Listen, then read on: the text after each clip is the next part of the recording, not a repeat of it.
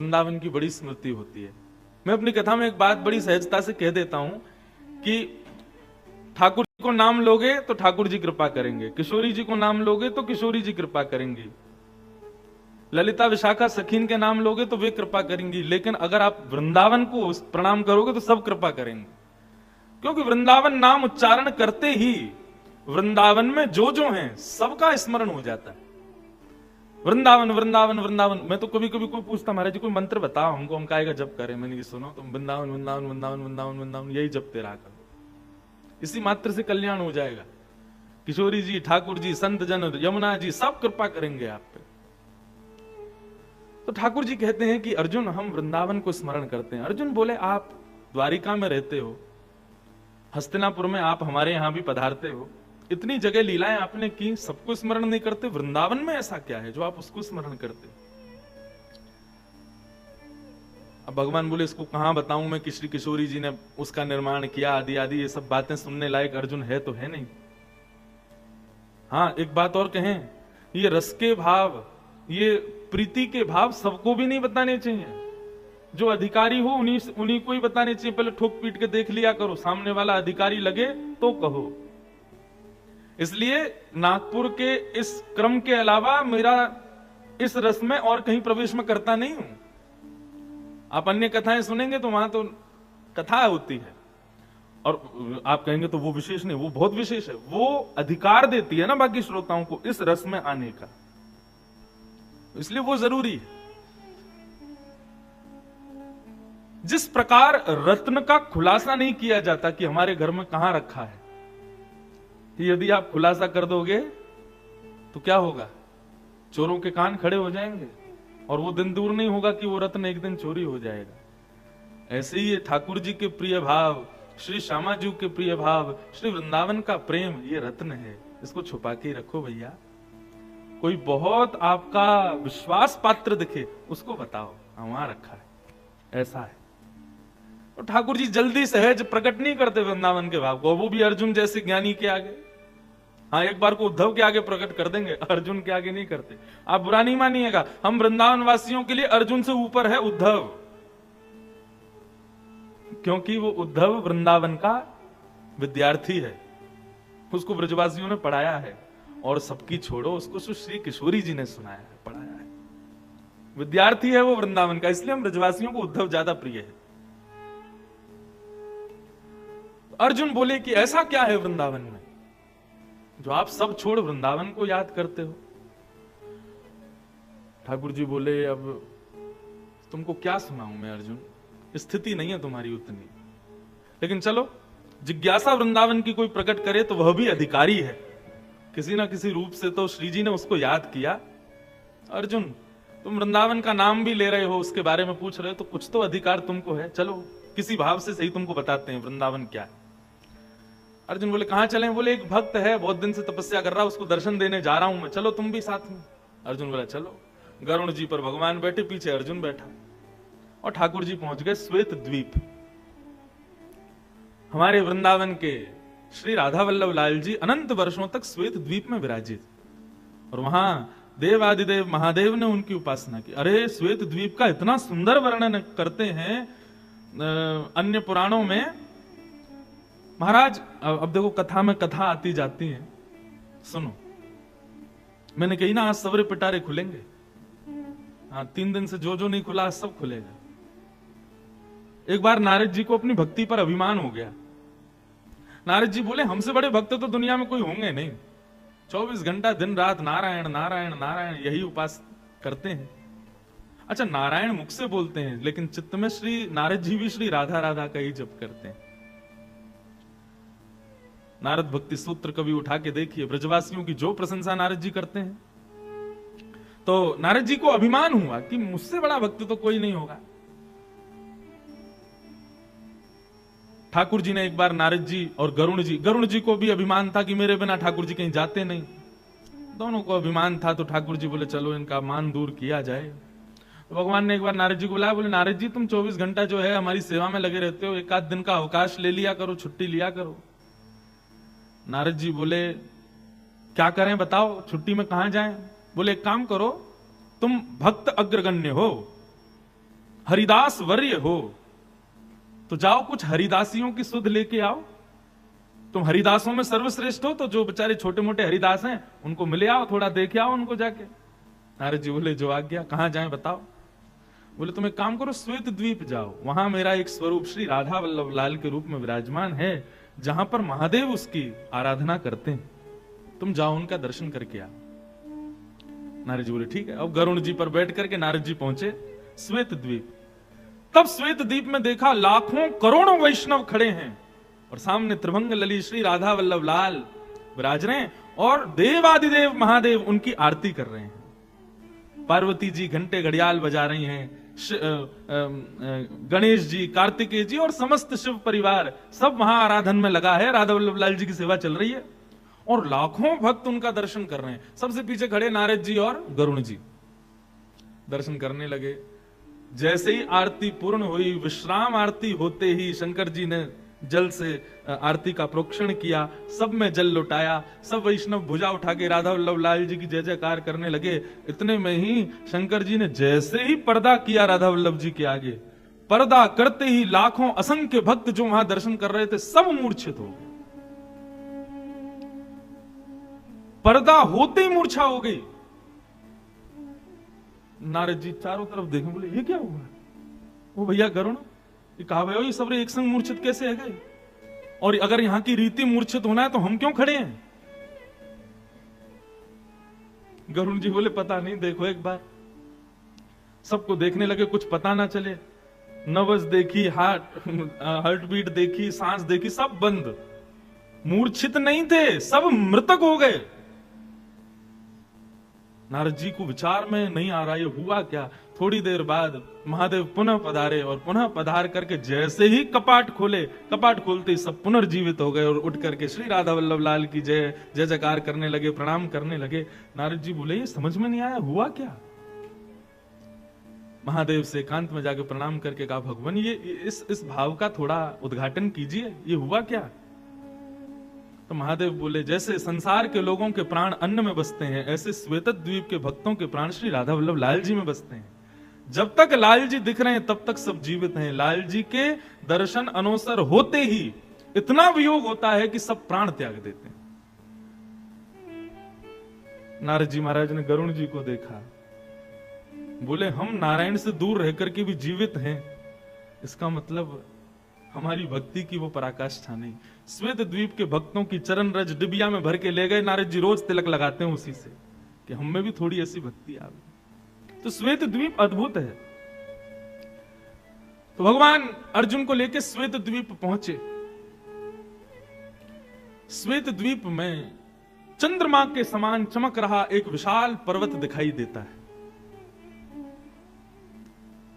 अर्जुन बोले भगवान ये देखो कितना प्यारा पर्वत है, मैंने बहुत पर्वत देखे हैं लेकिन ऐसा नहीं देखा। ठाकुर जी बोले देखा कैसे चंद्रमा की तरह चमक रहा है ना। बोले हाँ चलो इसमें समीप चलते हैं। पर्वत पर समीप गए, तभी ऊपर शिखर पर एक महात्मा बैठे तपस्या कर रहे थे। ठाकुर जी बोले इन्हीं को दर्शन देना है, चलो। ऊपर पहुंचे, ठाकुर जी जाकर के खड़े हो गए। महात्मा तपस्या में बैठे थे, ध्यान में बैठे थे। भगवान ने इतने ही अपने चतुर्भुज रूप को दो भुज रूप में प्रकट किया और त्रिभंग लली बनकर के वेणु वाद्य करने लगे। अर्जुन बोले क्या कर रहे हो नाथ। बोले इनके चित्त में हमारी यही छवि बैठी है, इसलिए इनको इसी छवि से दर्शन दे रहे हैं। और ठाकुर जी वेणु वाद्य करने लगे। जैसे ही वेणु बजाई ठाकुर जी ने, महात्मा का रोम रोम पुलकित हो गया। नेत्र खोल करके देखा, त्रिभंग लली श्याम सुंदर सामने खड़े हैं। दंडवत प्रणाम किया, नतमस्तक हो गए।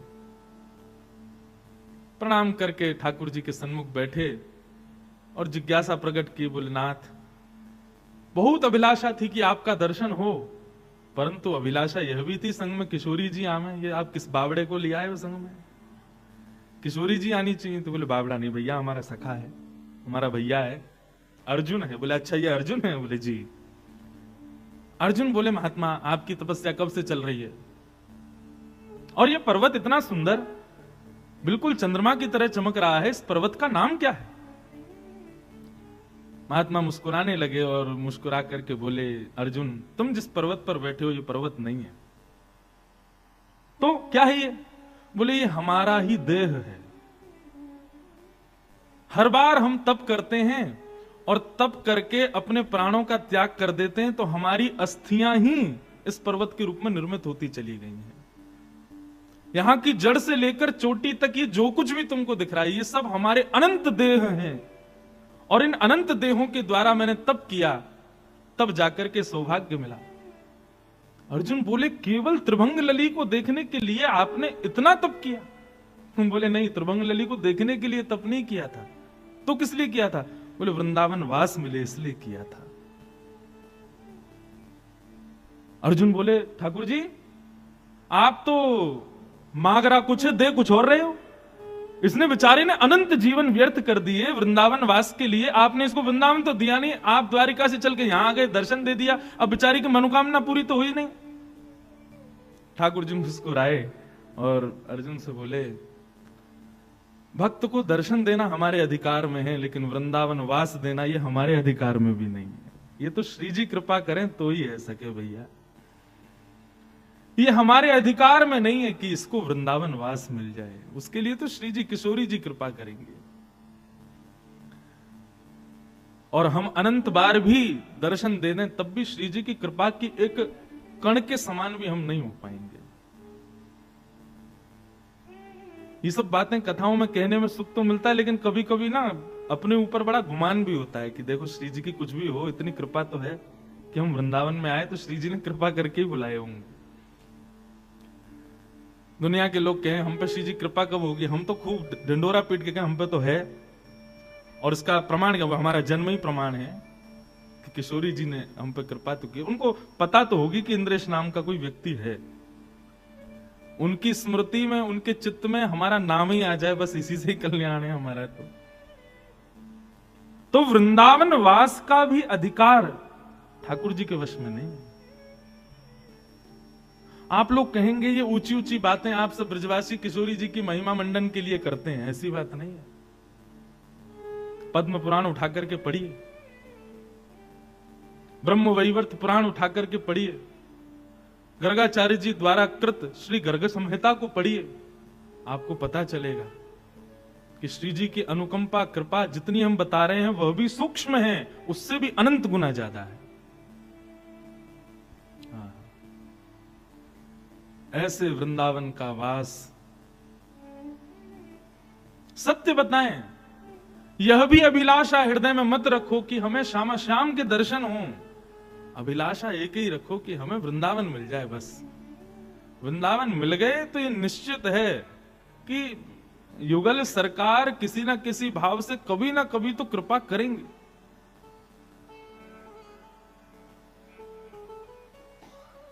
राधे राधे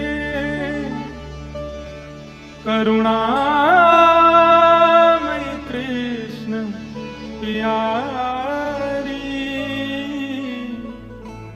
मेरी सुधली जो श्री कृष्ण भानु दुलारी। राधे राधे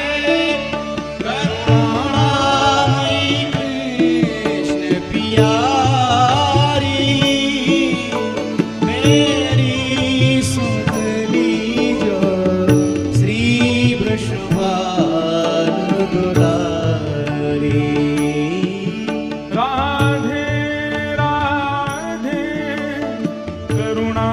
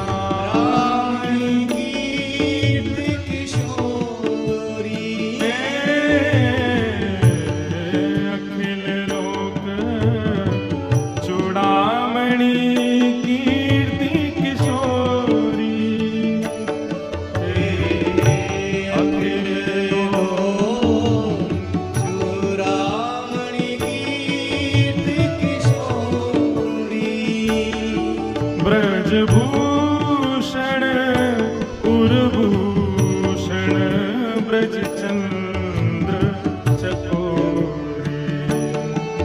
ब्रजभूषण भूषण ब्रज चंद्र चकोरी। ब्रज जीवन जीवनी ब्रज करुणामणि श्यामा।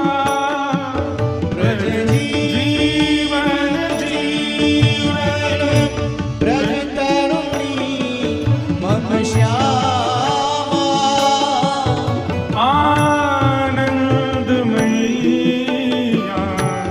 नंद कंद की भामा। आनंदमयी आनंद कंद की भामा। हे राधे राधे करुणामयी कृष्ण प्यारी। राधे राधे करुणामयी कृष्ण प्यारी। मेरी सुधली जो श्री वृषभानु दुलारी। मेरी सुधली जो श्री श्री वृषभानु दुलारी की।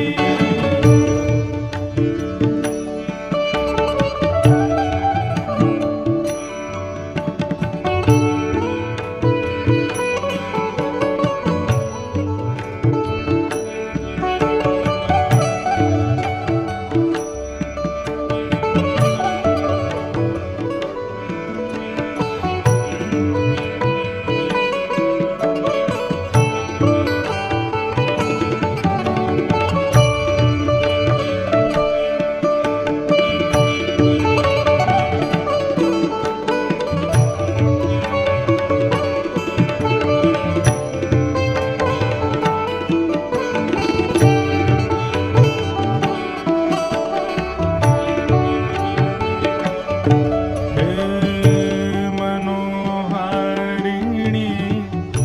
रासेश्वरी रसरूपा। हे मनोहारिणी रासेश्वरी रसरूपा। हे मनोहारिणी रासेश्वरी रसरूपा। हे मनोहारिणी रासेश्वरी रसरूपा। ब्रज विलासिनी ब्रज वासिनी ब्रज की भूपा। ब्रज विलासिनी ब्रज वासिन ब्रज की भूपा।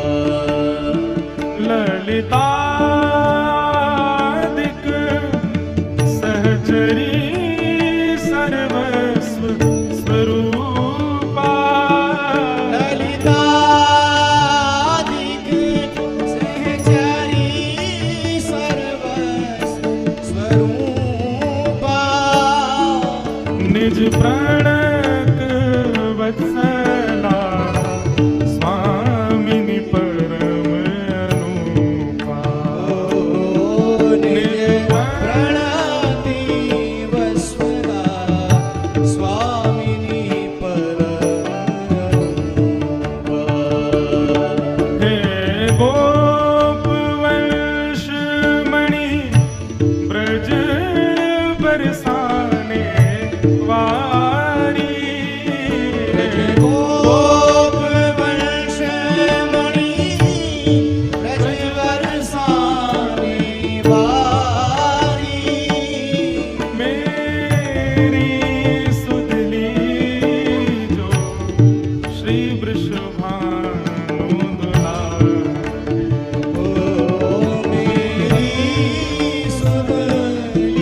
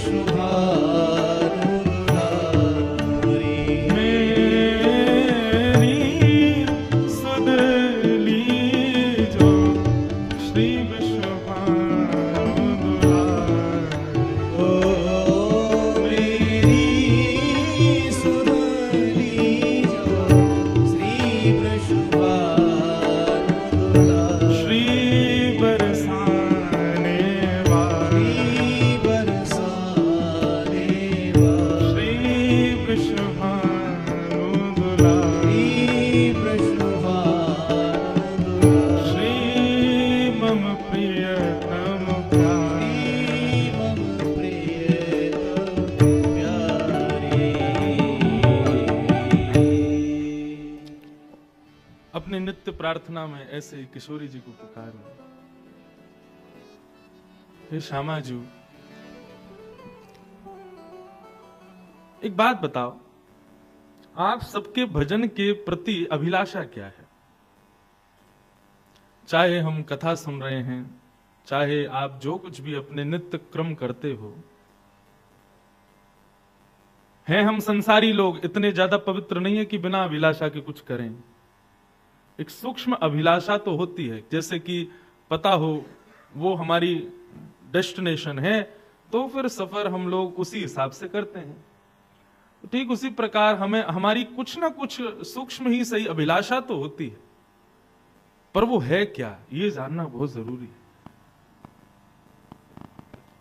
हमारे ब्रजवासियों से पूछो तो एक ही अभिलाषा है कि हे नाथ, हे किशोरी जी, हमारे भजन ते, हमारे भाव ते, हमारी कोई सेवा ते आप यदि प्रसन्न है गए हो तो बस इतनी कृपा कर दो, ज्ञात अज्ञात रूप से बस प्रकट है कि या अप्रकट भाव से, कोई स्वर के भाव से ही सही, बस इतनो हमें बताए दो, इतनो आके हमसे कह दो कि हाँ तू भी मेरो ही है। बस हमें और कुछ नहीं चाहिए। हम तो आपको अपनो मान के बैठे ही हैं, लेकिन एक बार वहां पर आप भी अपनी मोहर लगाए दो कि हाँ तू भी मेरो ही है। बस इससे अधिक ब्रजवासियों की अभिलाषा है ही ना है। हमारे ब्रजवासी तो भैया कभी ठाकुर जी को तो घासू ना डालें, सही पूछो तो।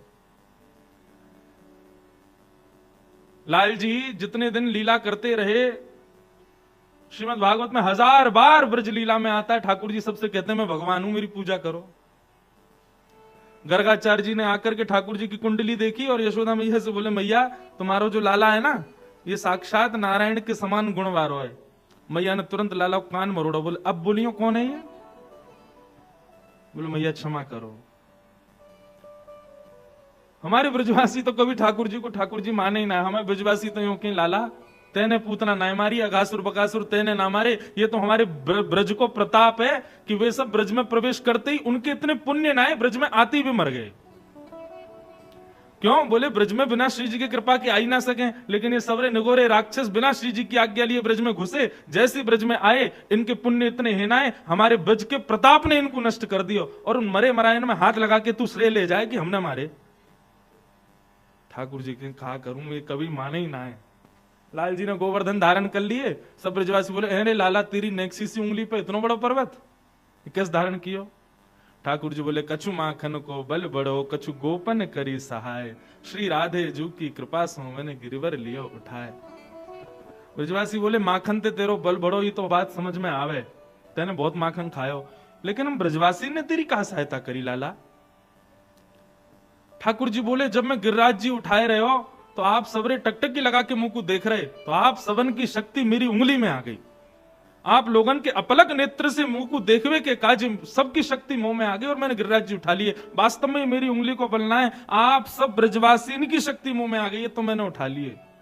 ब्रजवासी बोले तभी तो हम कहें कमजोरी क्यों आ गई है हमें इतनी, आजकल सांस फूल जाए नेक में, घबराहट सी है लग, तभी तो हम कहें कि लाला हमारी शक्ति कहां चली गई? दूध तो खूब पी रहे हैं, अप्पा तो चलिए नंद को छोरा पीछे पीछे चुरा ले। ब्रजवासियों ने कभी स्वीकार नहीं किया कि हमारो लाला कोई श्रेष्ठ भगवान है।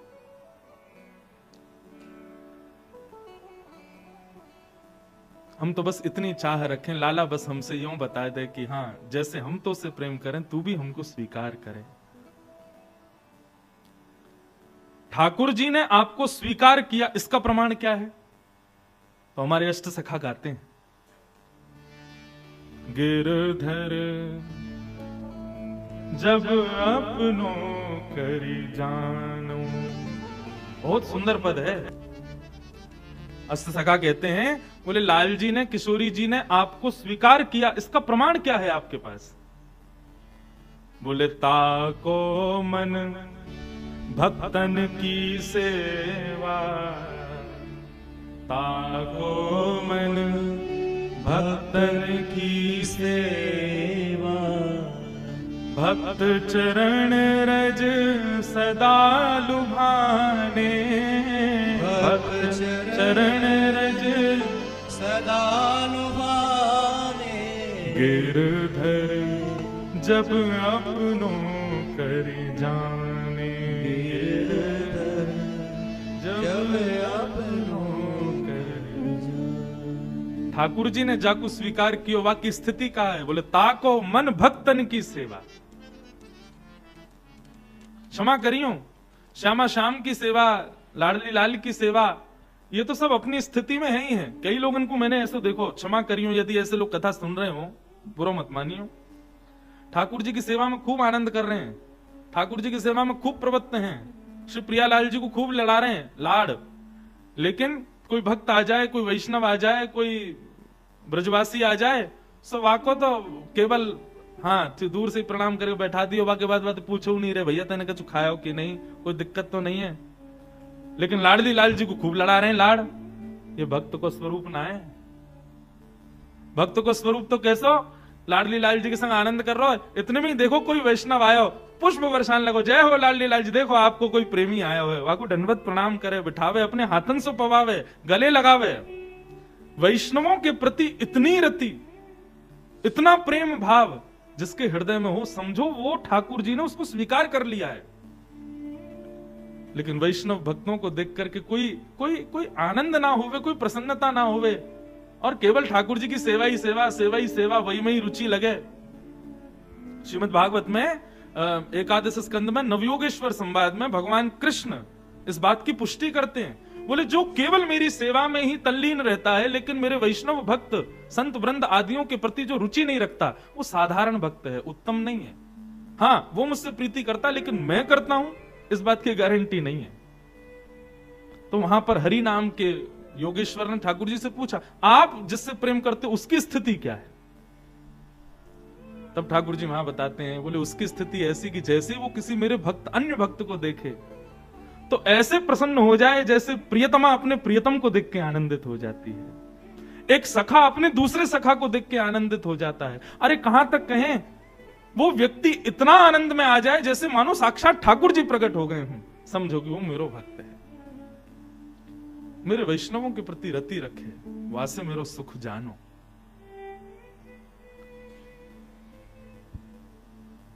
हम सबकी स्थिति है, हम सब ठाकुर जी से प्रेम करें, लेकिन ठाकुर जी भी हमसे प्रेम करें, ऐसा निर्माण अपनो करो। हम सब्जी मधुर क्यों बनाते हैं? ताकि घर के सब लोग उसको पाएं। हम सब भी सब्जी के भांति हैं, अपना निर्माण ऐसा करो कि ठाकुर जी भी आपको भोग लगावें। लेकिन छल कपट ईर्षा द्वेष अभिनिवेश अहंता ममता आदि ना जाने क्या क्या हम अपने भीतर डाल लेते हैं। ये सारे गर्म मसाले हैं जिनसे ठाकुर जी को मिर्च लगती है, फिर ठाकुर जी उसको स्वीकार नहीं करते। सहज सरल स्वभाव के धनी बने रहो। तो सब अधिकार की बातें आज हुई हैं, कुछ लीला में प्रवेश करें।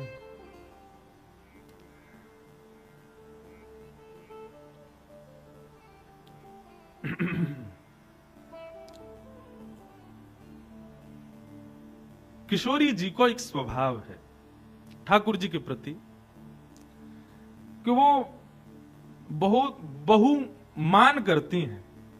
नेक नेक सी बातन पे मान करवे लग जामे। और आज तो ऐसी बात पे मान करके बैठी हैं कि लाल जी मनी मन तो हंस भी रहे हैं लेकिन दुखी भी आ रहे हैं, क्योंकि किशोरी जी मान ही नहीं रही हैं।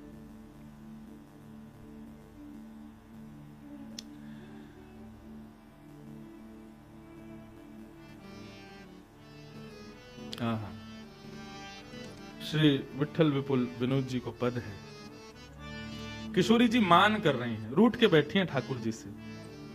और काय बात पर रूठ के बैठी हैं और ठाकुर जी कहा कर रहे हैं। अच्छा देखो, आज की कथा में, आज विश्राम दिवस है, अब आप सबके जमाई राजा आज वापस जा रहे हैं, तो आज सब सखियां ठाकुर जी के पक्ष में आ गई हैं। 3 दिन से तो किशोरी जी के पक्ष में थी सब सखियां, लेकिन आज ठाकुर जी के पक्ष में आ गई हैं। और कैसे पक्ष में आई हैं? किशोरी जी जब जामे सखियां तब मान में बैठी हैं। आज कोई बात मान करके बैठ गई, आज कोई बात मान करके बैठ गई। आज ठाकुर जी कहीं बेचारे दूर से चलते हुए आ रहे, बगल में एक सखी ने 2 कदम चल रही होगी, किशोरी जी ने देख लिया, यही पे मान करके बैठी है। तुम बाकी संग क्यों आए?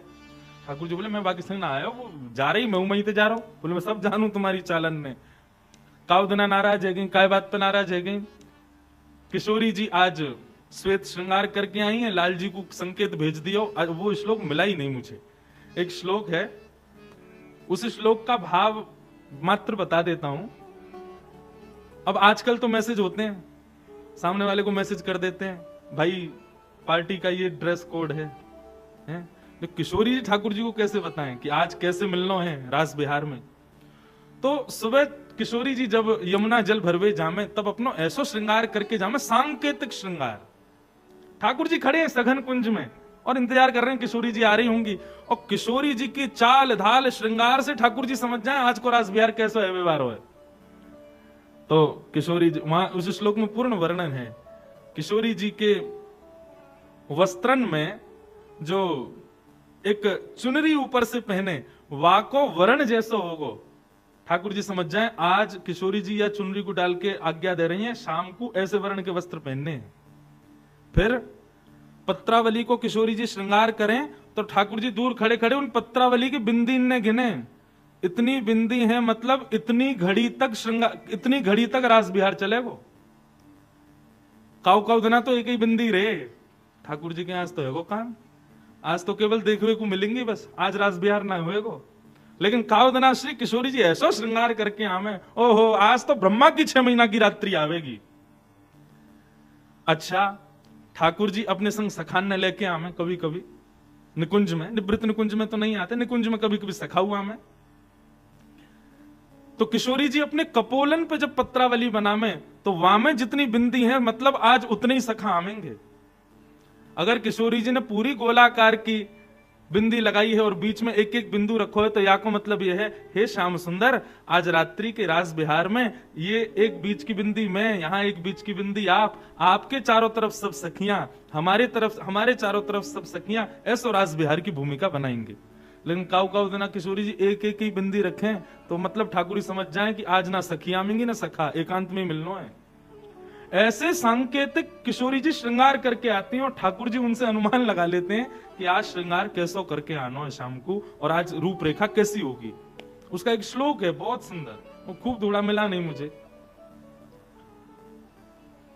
तो किशोरी जी बहु मान करें, नेक नेक सी बातन पे मान करें। अब आप ये कहोगे कि किशोरी जी इतना मान क्यों करें? आप लोग सब उनके शील स्वभाव को वर्णन करो कथा में, ऐसी हैं ऐसी, फिर ठाकुर जी पे इतना मान क्यों? ताकि हम सबन को स्वच्छंद प्रेम श्याम सुंदर को दिखे।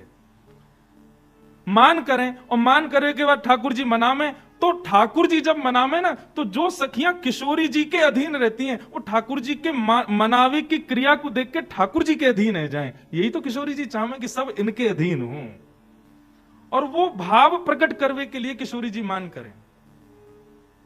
एक दिन किशोरी जी को मन भयो मयूर देखवे चलेंगे, और वादना संयोग से एक मयूर नहीं दिखो।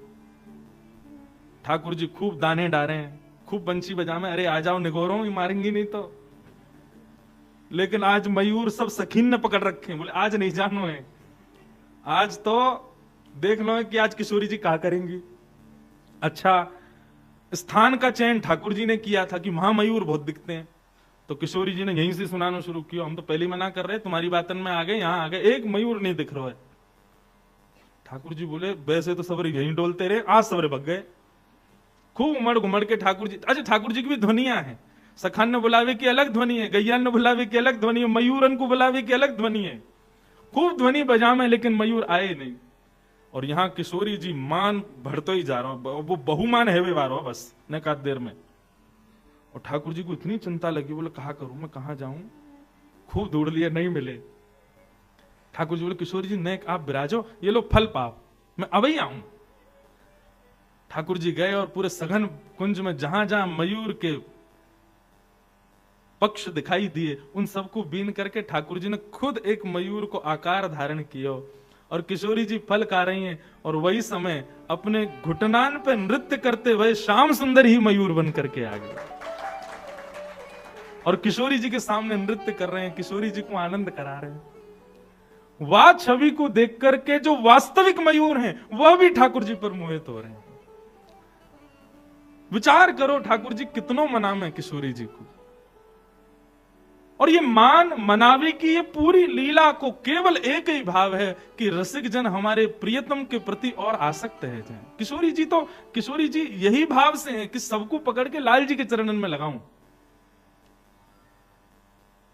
हमारे ब्रज में कान्हा मोर बन आए, रासलीला में गावे, ठाकुर जी मोर बन के आ जाएं, कोक कोक के नाच के दिखावे, किशोरी जी को मनावे, आनंद करावे। तो हमारी श्यामा जू मान करें और ठाकुर जी उनको मनावे। आज जब किशोरी जी मान करके बैठी तो आज सखियां ऋषि आ गई, बोले इन्हें जब देखो तब मान कर लें। आज सब सखी ने ठाकुर जी किशोरी जी चारों तरफ से घेर लें, बोली कि श्री जी बस बुरा मत मानियो, हमारी लाला की गलती कम रे, आपकी ज्यादा है। आप पहले ही इतनी ज्यादा मन में भाव लेके आ जाएं, बेचारे कछु ना करें, फिर भी आप मान करके बैठो। और सब सखियां एक पद में किशोरी जी को ने एक सुना में,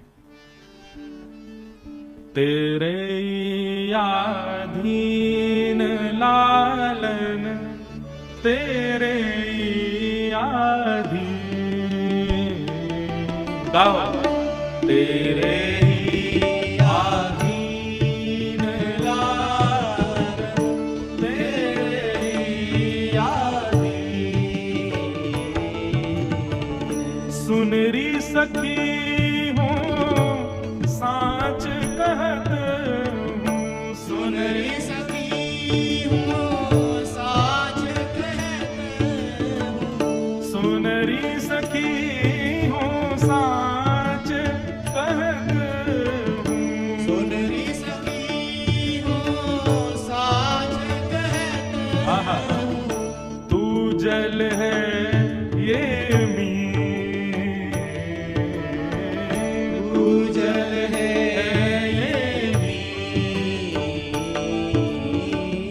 तेरे ही आधीन लालन तेरे ही आधीन, तेरे ही आधीन लालन तेरे ही आधीन। श्री निकुंज बिहारी लाल की।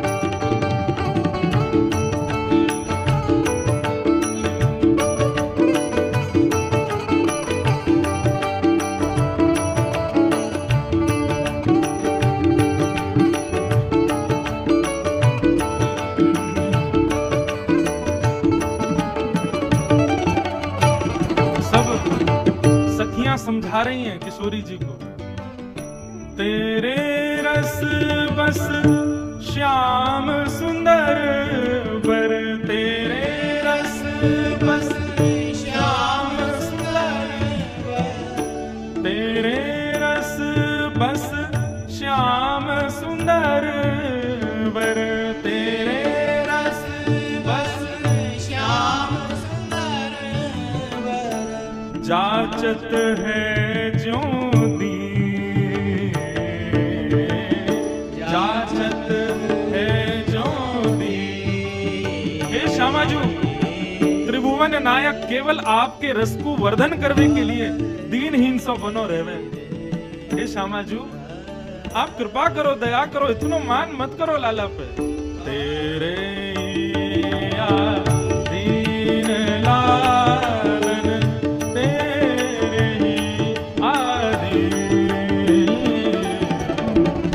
तेरे ही आधीन लालन तेरे ही आधीन।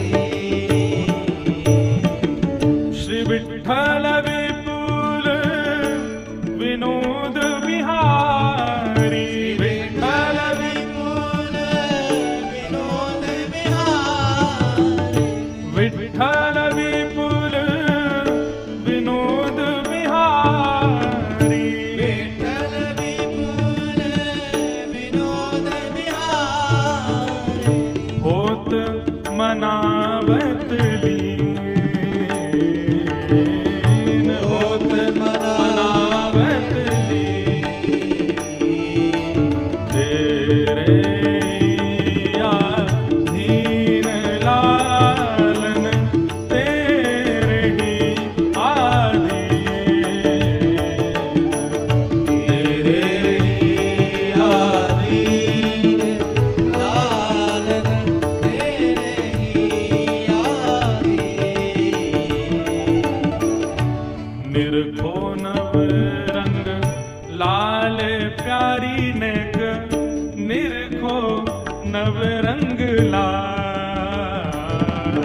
उन्हें देखियो बेचारे कैसे दीनहीन से बहन के बैठे हैं, हाथ जोड़ के बैठे हैं बेचारे, आपको मनावे में कोई कसर नहीं छोड़े। श्यामा जी ने देखो तो सही उनकी ओर। आज सखी सब लाल जी ने अपने बस में कर ली है और सब उल्टी पड़ गई है, किशोरी जी को समझा रही है।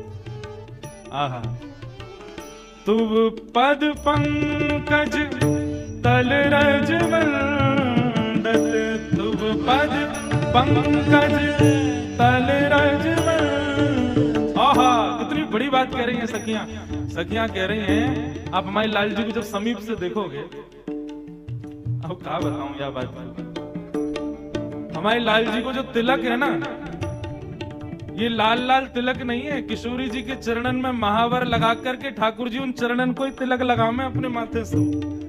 तुम पद पंकज तल रजमंडल, तुम पद पंकज तल रज, आहा, तिलक बनावत भाले, तिलक बनावत।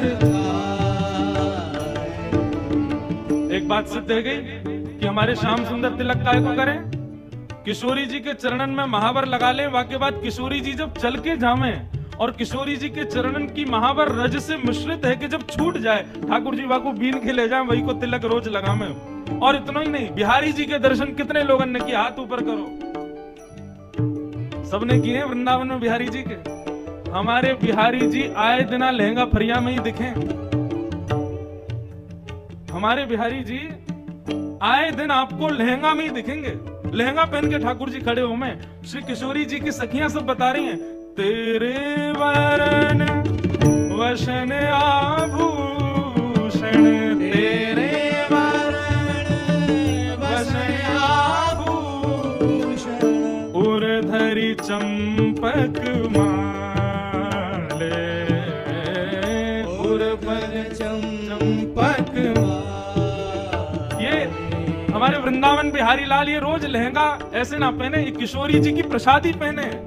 हमारे वृंदावन में नियम है, बिहारी जी जो भी पोशाक पहनेंगे वो पहले श्री जी को धराई जाए और श्री जी की प्रसादी बना के फिर ठाकुर जी को धराई जाए। वाक वो पहन के बैठे ठाकुर जी, ये हमारी श्री जी की प्रसादी है। ठाकुर जी को मुकुट हो, वस्त्र आभूषण हो, सब पहले श्री जी धारण करेंगी, वाके बाद ठाकुर जी धारण करें, वाको प्रसादी बना करके पहने। या हमारे बिहारी जी अधिकतर लहंगा में ही दिखाई दें।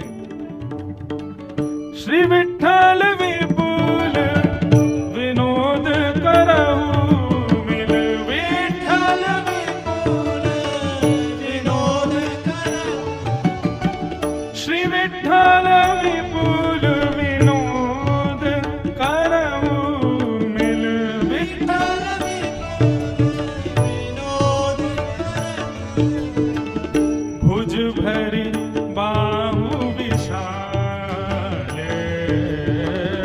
भुज भर बाहु विशाल, निरखो नव रंग लाले प्यारी नेक, निरखो नव रंग लाले, निरखो नव रंग लाले प्यारी नेक, निरखो नव रंग लाले, निरखो नव रंग लाल प्यारी नेक, निरखो नव रंग लाल, निरखो नव रंग लाल प्यारी नेक, निरखो नव रंग लाल। सब सखियां समझा रही हैं। अब दो पद हमने एक संगे गा दिए और दोनों विठ्ठल विपुल जी के क्रम से ही थे। सखियां सब किशोरी जी को समझा रही हैं, हे श्यामाजू बुरा मत मानियो, गलती आपकी, आप भी नेक नेक सी बातन पे बेचारे लाला पे इतनो रोष करें, इतनो बहुमान करें। लालन तेरे ही अधीन, वो सदा आपके ही अधीन रहते हैं। सुन रही सखी हो सांच कहत हूं, तू जल है ये मीन। आप जल के समान हो, ये मछली के समान है। जैसे बिन जल मछली ना रह सके, ऐसे आपके बिना ना रह सके। क्यों? देखो त्रिभुवन नायक हैं, इनको किसी के अधीन होने की आवश्यकता नहीं है, लेकिन सदा आपके अधीन बैठे रहते हैं। तेरे रस बस श्याम सुंदर वर जाचत है ज्यों दीन। आपके रस के वर्धन के लिए श्याम सुंदर जो कि जगन्नाथ हैं, वो देखो कैसे दिखाई दे रहे हैं, जैसे मानो कोई दीनहीन सब बैठो हो, बेचारो कोई गरीब बैठो हो, कछु याचना कर रहा हो कि दे जाओ भैया ने। श्री विठ्ठल विपुल विनोद बिहारी होत मनावत लीन। आपको मनाते मनाते मनाने में ही लीन रहते हैं ऐसे बिहारी जी पे है किशोरी जी, न दया करो, न कृपा करो। फिर एक पद स्वामी श्री हरदास जी भी कहते हैं इसी भाव में,